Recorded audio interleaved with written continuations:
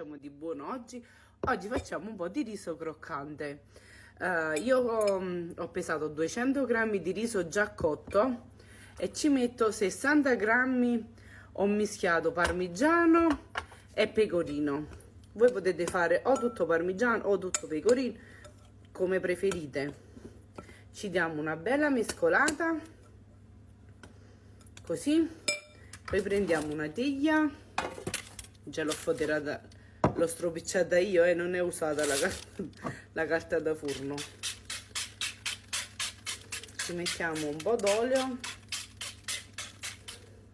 a piacere ragazze. Ci versiamo il riso,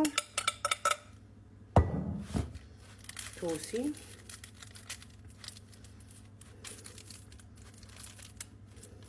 Ragazzi, una volta che l'abbiamo sistemato, io ci ho messo un po' d'olio abbondante, poi è sempre a gusto personale. Ho acceso il forno a 200 gradi ventilato e ci vediamo dopo per il risultato. Eccolo pronto.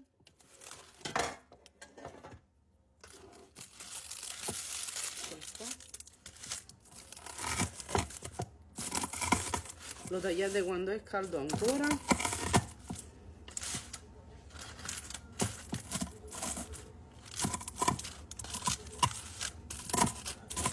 Così.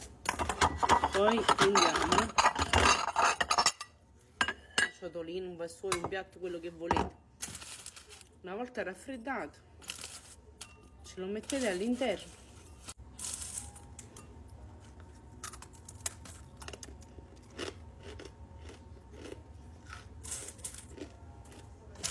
Questo qua poi ve lo mettete una parte in cucina e mentre cucinate spuzzuliate, perché spuzzuliare è necessario tra una cosa e l'altra, a spuzzuliare, se no uno non cucina con amore. Quindi questo qua è anche leggero, non vi appesantisce, dopo cenate o pranzate tranquillamente.